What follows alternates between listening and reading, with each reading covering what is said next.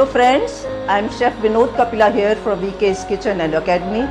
Today we are going to make brownies, a very special kind of fudgy brownies. Now I have all my stuff ready with it and I am just showing what all is going to go into this. First of all, the most important thing is, of course, and I am using this chocolate, Moday's chocolate, Hershey's cocoa and Amul butter. So here we have chocolate and we have butter. I'm going to keep this in the micro to melt for about 1 minute.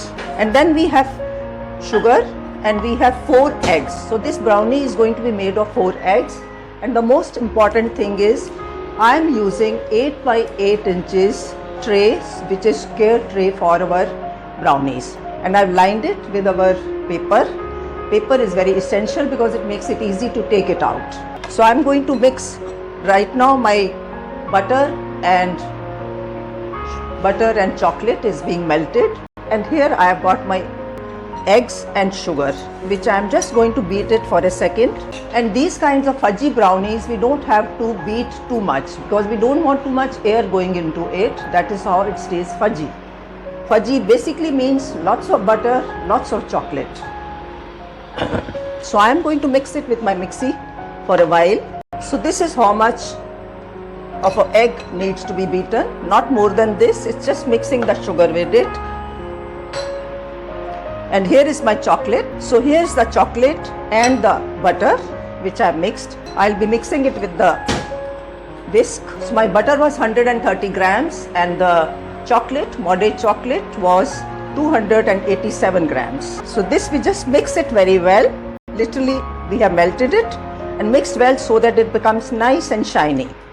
So this is how it looks while I am mixing it, and you don't have to boil it. It is in fact 30 seconds each. If you see in Thakita, it's melted well, take it out.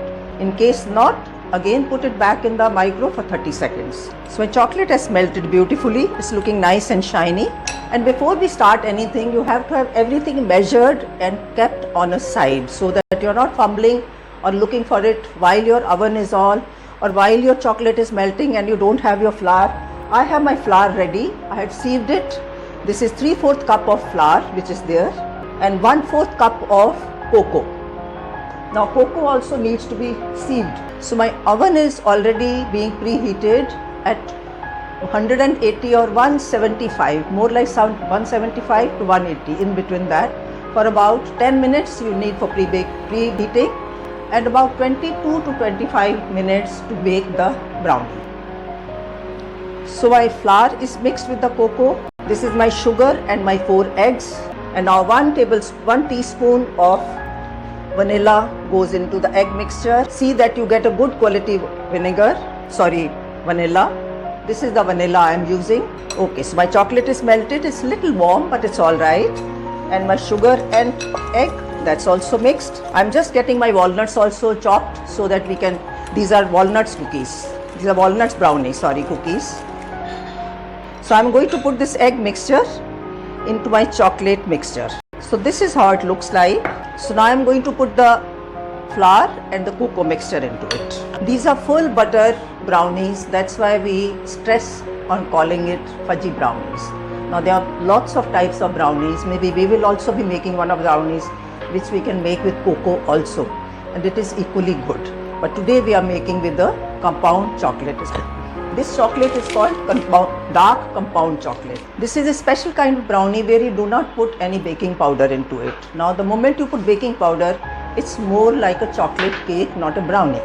Most of the people selling in the market, they are not brownies, they are chocolate cakes. So this is my tray which has been lined beautifully, and it's very essential to line the tray. This is a 4 egg mixture which is just enough for 8 by 8 inches tray, and this would give us pretty thick logs. I like to put logs out of it rather than make very big pieces, but it is your own choice how you want to cut it or serve it. Sometimes I serve it just as a cake and dress it up with some chocolate sauce or some whatever, brownie sauce, chocolate sauce. You can, it's your own caramel sauce. That's your own choice in case you want to serve it as a cake. So my mixture is ready. So this is the time to use your spatula so that there's no flour left in the bowl. So I have about about 100 grams of walnuts. I will not be putting so much. I'm putting some in the mixture and some on top. If you don't like walnuts, you can always put raisins, you can put almonds, you can put cashews. So my mixture is ready. It's ready to go to the oven. My oven is already preheated at 180.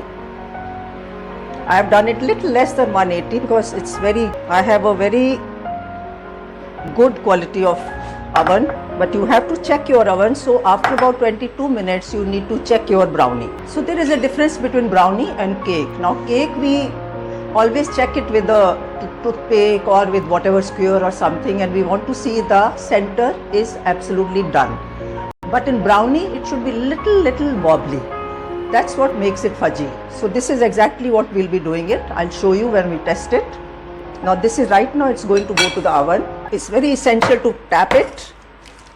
We don't want any air bubbles into it. So this is how it looks like when it's going to the oven. Fan ban karo. So this should sit in the middle rack. So my brownie is sitting in the middle rack and it's going to be in the oven for about 25 minutes. I set it for 25 minutes and I'll be checking after 22 minutes. I'll show you once the brownie is ready. So brownie is ready. This is the perfect state of brownie. We have the cracks and we have little wobbly still in the center. So I'm not even going to touch it because these are the proof that the brownie is done. So this is a perfect proof of the brownie, which we like to say cracked brownie. So this is how it is. Now at this stage, I have taken out the brownie from the oven. The brownie is ready, perfect absolutely, but I'm going to cool it down. Only thing with brownie is because there's so much butter and chocolate, we cannot take it out immediately. At least for 1 hour, we leave it like this, and then I put it in the freezer for about 2 hours. And after that, I take it out from this. So that is very essential. So I'll just let it sit for some time, then it will go to the fridge. I will show you once I take it out from the freezer. So now this is how the brownie looks like after I took it out from the freezer. It was in the freezer for about 1 hour.